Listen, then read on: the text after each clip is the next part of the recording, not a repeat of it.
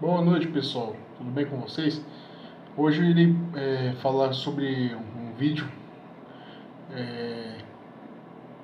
golpes na era republicana, ou seja, eu irei falar de todos os golpes que ocorreram no Brasil durante 1889 até os dias atuais. Então, sem mais papo furado, bora pro vídeo. Vamos lá. Começando em 1889, porque a República, ela em si, ela já foi um golpe, porque não houve um plebiscito, não houve um referendo, não houve uma votação, não houve nada. Os caras só chegaram, não, a partir de agora é república. Bom, como é que aconteceu isso aí? O negócio foi o seguinte, o pessoal os fazendeiros, vamos começar pelos fazendeiros, não necessariamente nessa ordem, mas a ordem dos estatutos não altera o conduz. Vamos lá. Os fazendeiros, eles já não estavam indo muito bem com o império e tudo mais. Aí chega a princesa Isabel, juntamente com alguns membros da política, alguns conservadores, liberais, etc. Como Cruz de Souza, José do Patrocínio,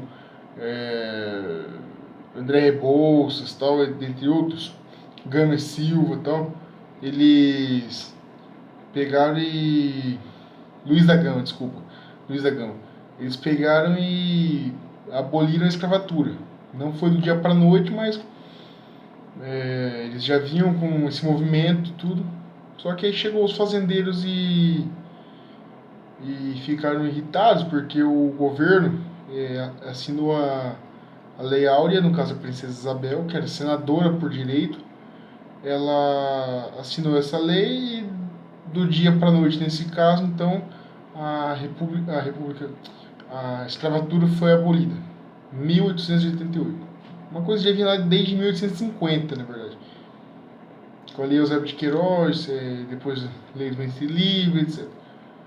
Aí tá, os caras falaram, não tem como eu apoiar um governo que me deixou na mão, sem mão de obra.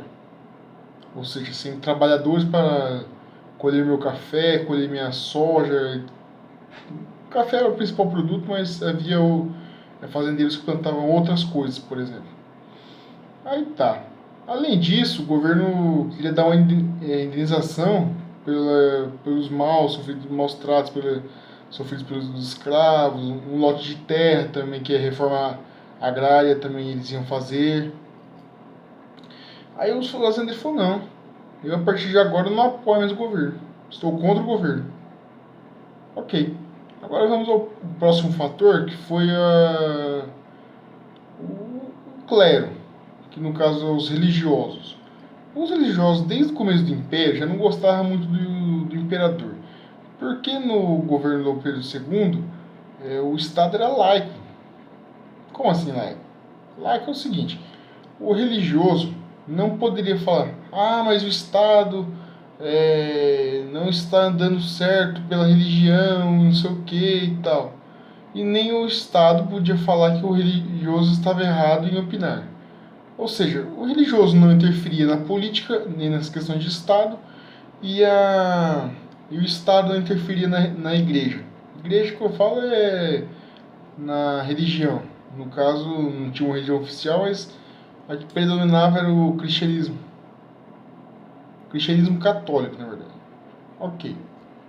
Aí ele já vinha desde 1822, que foi na época do Estado, tudo, da proclamação da República, e já não gostava. Aí, como o governo nunca mudou isso, ficou um governo laico que nunca foi mudado. Aí vamos para o último fator que culminou com o golpe da República. O golpe da República também, o pessoal fala muito que os militares apoiou. Realmente os militares apoiou, só que não foi todo o exército. Foi uma pequena parcela do exército. Coisa de 2%, 3% do exército, não chega a 10%. É que os militares vieram da Guerra do Paraguai, vitoriosos, tudo, só que o governo não deu aquele aumento de salário, uma promoção, uma gratificação, nada. Só, não, obrigado, se vencer, tá. E aí começou uma discussão entre o Marechal Deodoro e o Dom Pedro, que surgiu um boato de que o Dom Pedro ia prender o Marechal Deodoro e o Partido Republicano já estava ganhando forças e tal. Aí, com essa ameaça de prisão, o Deodoro, ele era monarquista, Deodoro, o Marechal Manuel Deodoro da Fonseca, ele era monarquista, porém ele conseguiu ser um político anfíbio. Ele conseguiu ser republicano e monarquista ao mesmo tempo. Aí ele deu o golpe da República, tirou o Dom Pedro II do trono, se instalou um governo provisório até 1891, que já é o nosso próximo assunto do golpe, e exilou a família imperial e só pôde voltar aqui depois de vários anos no exílio. Em 1922, quando o presidente das pessoas suspendeu a lei do exílio. Ok. Aí tá, vamos ao próximo golpe. 1891. Golpe do Marechal Floriano Peixoto. Como é que aconteceu isso aí? O Marechal Floriano Peixoto ele se elegeu o seguinte. Em 1891 ocorreu uma Constituição, a Assembleia Constituinte, e dentro dessa Assembleia já estava dentro do governo provisório de Deodoro. Aí como que aconteceu o negócio? Houve uma eleição, e na época se elegia também o vice-presidente. O Marechal Deodoro ele fez uma chapa com um cara da Marinha, tal, chamado Almirante Eduardo Wankoner, que era um cara muito conceituado na época, muito respeitado pela Marinha, tal, até por ser almirante e tudo mais. O Floriano Peixoto ele também se candidatou a presidente e vice-presidente, na época podia se fazer isso. E como presidente, ele não tinha um vice. E como vice, ele era vice-presidente do Prudente de Moraes. Um dos próximos presidentes do Brasil. Que foi justamente o depois do Floriano Peixoto. Floriano Peixoto, vamos falar dentro do golpe, tudo. Aí tá. O Deodoro foi eleito presidente, só que o vice-presidente dele não foi o que ele indicou. Foi o Floriano Peixoto. Então, ficou numa situação meio complicada. Um vice, inclusive, o Floriano Peixoto teve mais votos do que o Deodoro da Fonseca. Aí o que aconteceu? Ele se elegeu presidente, o Marechal Deodoro, e o Marechal Floriano se elegeu vice. Ok. Só que desde do governo provisório, o Marechal Deodoro já estava meio que numa sinuca de bico, ele já estava sofrendo pressões de todo que é lado, de tudo que é segmento, etc, etc. Aí tá. Ele se elegeu por volta de janeiro de 1891, junto com o Constituinte e tudo mais. E a Constituição previa: o vice ele assume o governo a qualquer momento de ausência do presidente. Só que se o presidente renunciar com menos de 2 anos de governo, o vice assume interinamente e é realizada uma nova eleição. Ok. O Marechal Deodoro da Fonseca renunciou ao cargo e o Marechal Floriano assumiu. Ou seja, ele foi eleito no mesmo ano e no mesmo ano ele saiu. Aí o Congresso exigiu que o Floriano convocasse eleições, ele não quis. Ele deu um golpe dentro da Constituição e se tornou presidente. Se tornou presidente do Brasil, foi o segundo presidente. Aí ele governou dentro do mandato do Deodoro, que foi até 1894. E quando foi em 1894 ele entregou o governo. Ou seja, ele deu um golpe, só que ele foi uma pessoa consciente. Ele sabia que ele não podia ficar mais do que isso. E ele entregou o governo dentro do prazo. Ok, próximo golpe já é na Segunda República. que é a Era Vargas, porque República da Espada, 1889 a 1894, aí de 1894 a 1930 é a Segunda República, que é a República Oligárquica. Desculpa, o próximo golpe aconteceu na Terceira República, Era Vargas. E foi o seguinte, em 1929 o Brasil já vivia uma crise. Em 1929 ocorreu a Grande Depressão, que foi a quebra da Bolsa de Valores de Nova York, dos Estados Unidos. E com isso, os Estados Unidos passaram a comprar 50% a menos do que eles compravam em relação ao café brasileiro. Vamos supor que eles compravam 100 sacas, 120 sacas por ano. Com essa crise, eles passaram a comprar 60. Ou seja, 60 sacas de café não tinha destino certo, porque os Estados Unidos eram os caras que mais compravam café do Brasil. E com a quebra, eles reduziram. Ok. Em 1930, houve eleições. Candidatou-se Júlio Prestes, indicado pelo atual presidente, que era o Washington Luiz. Só que em 1930 era direito dos mineiros ocuparem o governo, porque era um acordo da política do café com leite. A política do café com leite, ela foi o seguinte, em um período governa um representante de São Paulo e um período um representante de Minas. Só que Washington Luiz descumpriu o acordo e indicou um paulista. Como ele indicou um paulista, o pessoal ficou, como assim? Minha vez de governar? Como é que você vai me indicar um paulista? Aí beleza. Aí houve um novo candidato chamado Getúlio Vargas, que era da Aliança Liberal, que era formado por Minas Gerais, Paraíba, Rio Grande do Sul.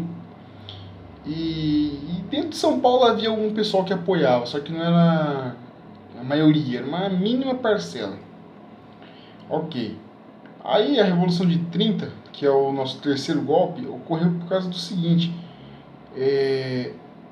Um cara chamado João Pessoa, que era candidato a vice-presidente do Getúlio Vargas, ele foi assassinado numa confeitaria comprando cocada. Cocada, gente. Quem que é morto numa confeitaria comprando cocada? Aí, o governo foi... na verdade, o governo não tinha nada a ver com isso. O governo foi acusado, mas não foi bem assim. Foi porque o João Pessoa, ele, quando governador da Paraíba, ele paquerou assim, uma menina, uma moça, que já estava prometida para um cara chamado João Dantas se casar com ela. E aí ele paquerou essa menina, essa moça, desculpa, paquerou ela, e o João Dantas não gostou, ele só estava esperando o momento certo de atacar. Aí quando foi em 1930, João Pessoa foi assassinado. E os revoltosos usaram isso como desculpa para derrubar o Washington Luiz e o Júlio Prestes. Aí o que aconteceu? 29 de outubro de 29 de outubro de 1930, desculpa, 29 de outubro de 1930, 24 de outubro de 1930, o Washington Luiz foi derrubado do governo e a eleição já tinha sido feita. Prestes era o próximo presidente. Eu só estava esperando o dia 15 de novembro para assumir.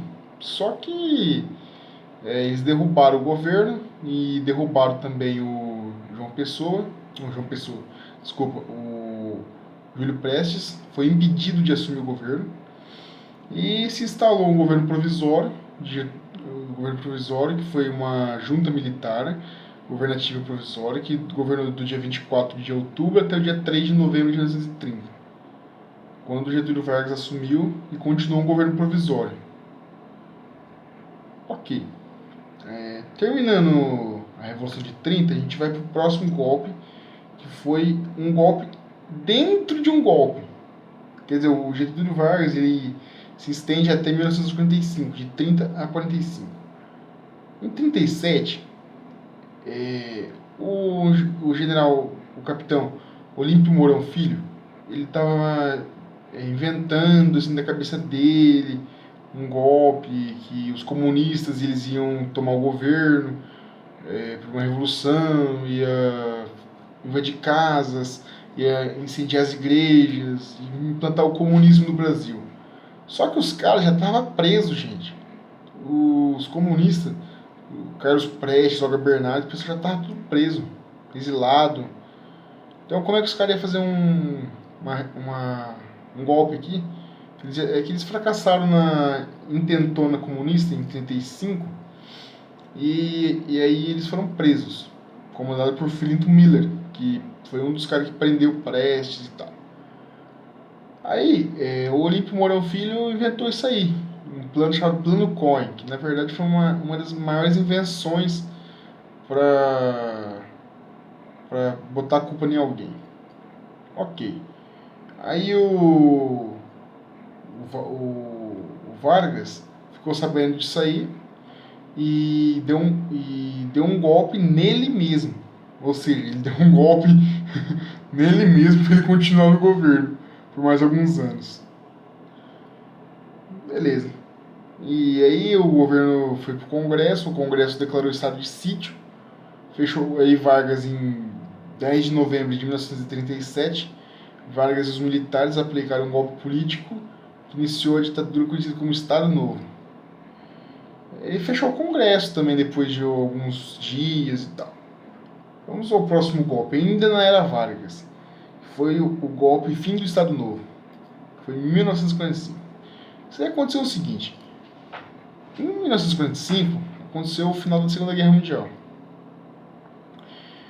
E os pracinhas, eles lutaram na Itália contra dois ditadores, que eram do nazifascismo.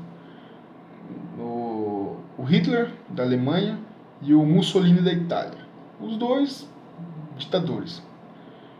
E quando eles voltaram para o Brasil, depois da triunfante vitória na Segunda Guerra Mundial, eles se encontraram no país numa situação de ditadura.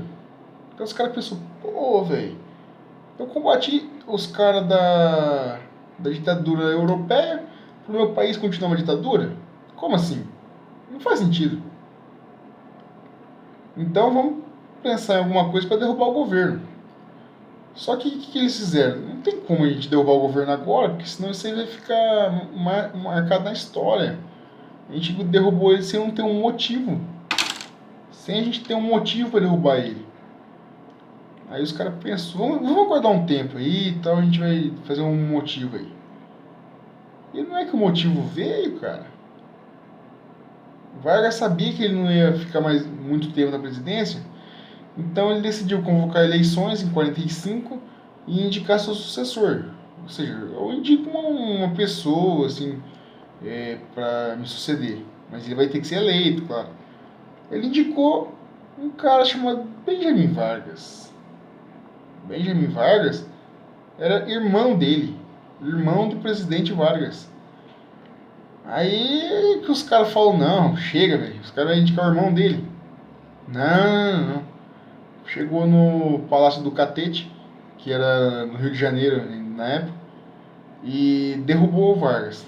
Falou, não, filho, cai fora que você não merece mais ser presidente. Aí tá, o cara falou, tudo bem. Então eu indico o Marechal Eurico Gaspar Dutra, que era meu ministro da guerra, ele vai ser meu sucessor. Ok, Vargas candidatou a deputado, a senador, por 2 estados, ganhou a eleição, mas só que não pôde assumir por causa que deram um exílio nele. Ok, vamos pro próximo golpe. Aí Dutra ganhou a eleição e tudo mais. Ok. Vamos pro Manifesto dos Generais, 1954. Em 1954, o Vargas era presidente de novo. O Dutra ganhou em 45 e assumiu em 46. E foi até 51, 1951. Ok. Em 1951, quando o Vargas tomou posse, de uma forma democrática, ele foi eleito pelo voto. Ele tinha um inimigo político chamado Carlos Lacerda, que tinha o jornal Tribuna da Imprensa. O jornal Tribuna da Imprensa todo dia falava muito mal do presidente.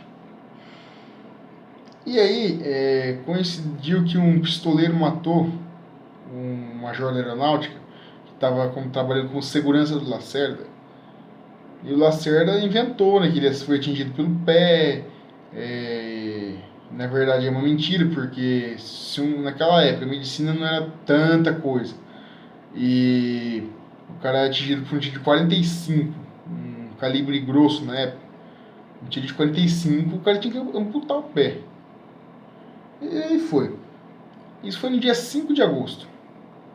Quando foi por volta do dia 20, mais ou menos, o pessoal, juntamente com o brigadeiro Eduardo Gomes, que era da aeronáutica, Carlos Lacerda e mais algum pessoal, fizeram um manifesto que foi conhecido como Manifesto dos Generais.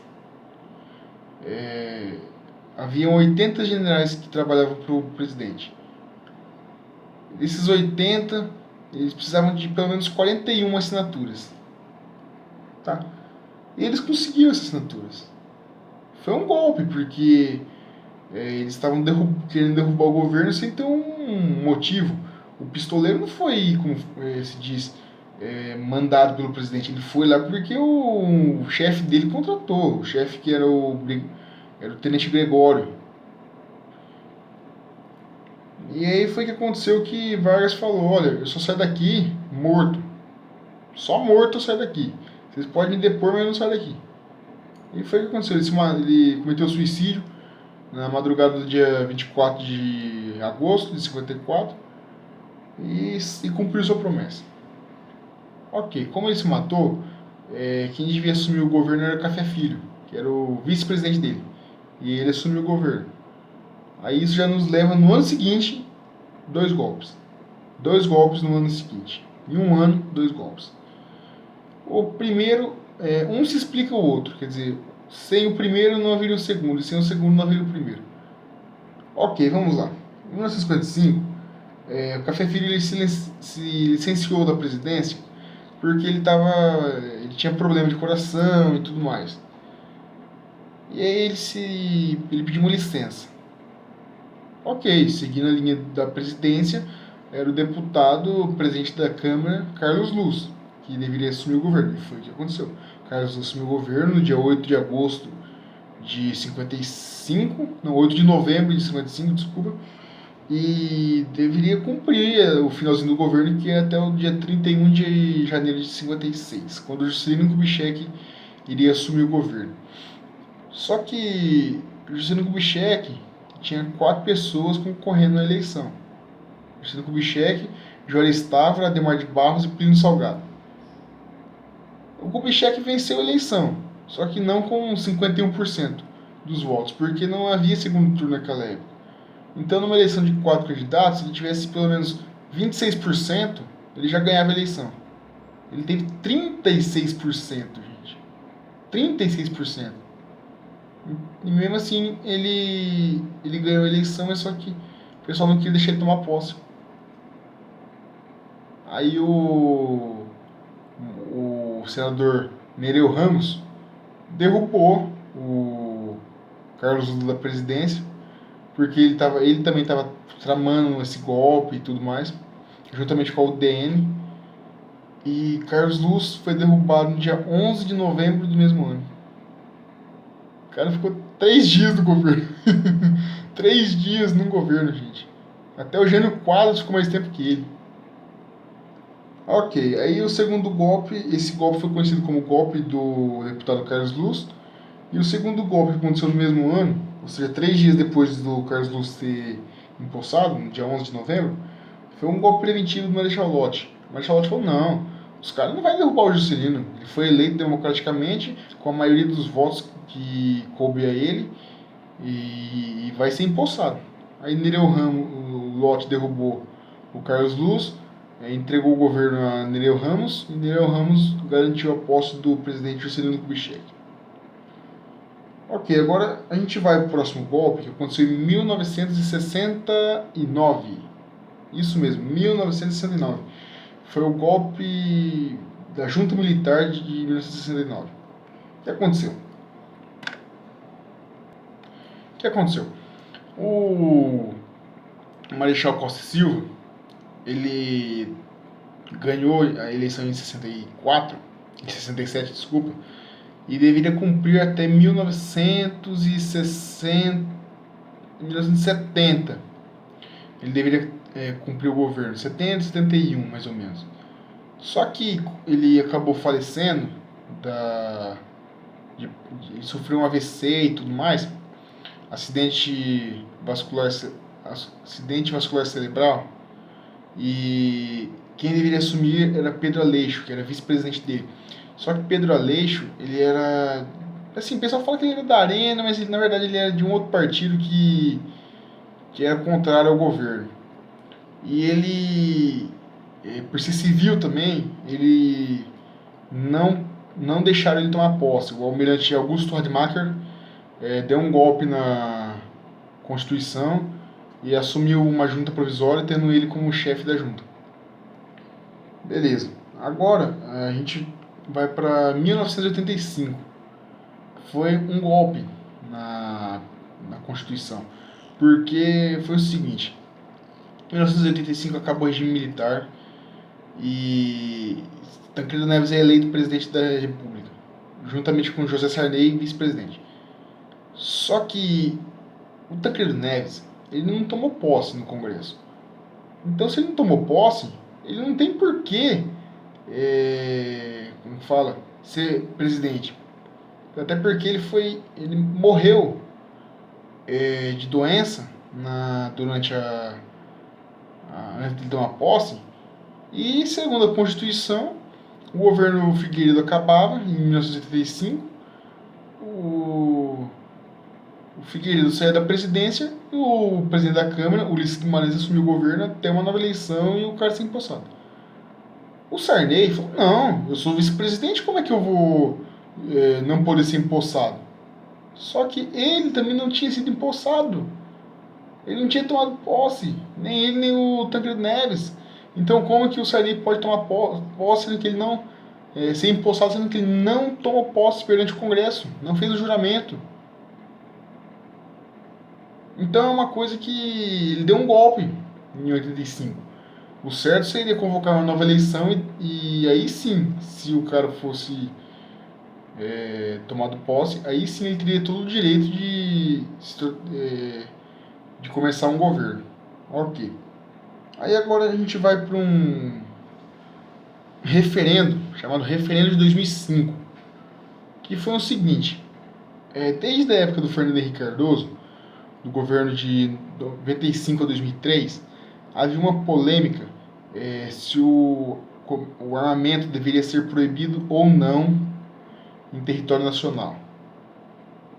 E para não proibir, para não gerar uma polêmica, o que o governo fez? Vamos fazer um plebiscito, uma votação nacional, e o que a maioria decidir tá de boas. Ok, foi convocado o plebiscito em 2005, já no governo Lula, no primeiro mandato do Lula. O povo votou. Qual foi o resultado do referendo? Quase 65% da população votou não. E 35% da população votou sim, ou seja, quem vota sim deseja proibir o comércio de arma de fogo e munição. Quem vota não é contrário à proibição. O não ganhou, como eu citei agora, quase 65% da população eleitora votou não. Não deve se proibir o armamento. Ok, o governo falou: tudo bem, o referendo acabou, só que eu não aceito isso. Vai ser proibido o armamento do Brasil. Vai ser proibido. Por que o povo tem que estar armado? Não, senhor, o povo deve estar desarmado. É uma sociedade pacífica, uma sociedade que vai diminuir a taxa de homicídio, etc, etc. Ok, o Lula pagou propina para a base dele e comprou deputado e senador para votar com as propostas dele. ou seja, fazer uma lei que derrube o plebiscito e proíbe o armamento. Ou seja, ele gastou dinheiro para fazer esse plebiscito para jogar o voto dos eleitores no lixo. Tu tem uma ideia? Só ditador de esquerda desarma o povo. Vamos lá. Fidel Castro desarmou o povo. Maduro, no caso Hugo Chávez, desarmou o povo. Maduro continuou a política desarmamentista. O Lula não foi um ditador por natureza, mas agiu como ditador e é de esquerda, desarmou o povo. Hitler desarmou o povo na Alemanha em 33 com as leis antissemitas, tal. Não foi o povo judeu, mas eles faziam parte do povo alemão. Mussolini também desarmou o povo na Itália. Mao Tse Tung desarmou o povo na China, República Popular da China. E por fim o nosso grande amigo Joseph Stalin desarmou o seu povo na União Soviética. Ou seja, de todos esses que eu citei, somente desses que eu citei aí, todos eles são ditadores e de esquerda. Então, isso aí é bem típico dos caras, porque aí eu faço uma revolução e o povo não tem como se defender. E as taxas hoje, você pode ver as taxas de homicídio, tudo subindo, e a bandidagem vive livre, tem a arma que quer e o governo não faz nada. Então, o Lula fez uma cagada, desarmou o povo e deixou subir as taxas de homicídio. Não é a minha opinião, é a verdade. Basta você pegar as notícias atuais e ver como é que está o negócio. Estou falando por meio de dados. Depois eu vou deixar aqui na descrição do vídeo uma entrevista que o Danilo Gentili concedeu a um professor de segurança pública chamado Benê Barbosa. Ele é uma autoridade para falar sobre esse negócio de desarmamento. Ele é uma das autoridades mais importantes do assunto. E agora a gente vai para o último golpe. O golpe de 2016.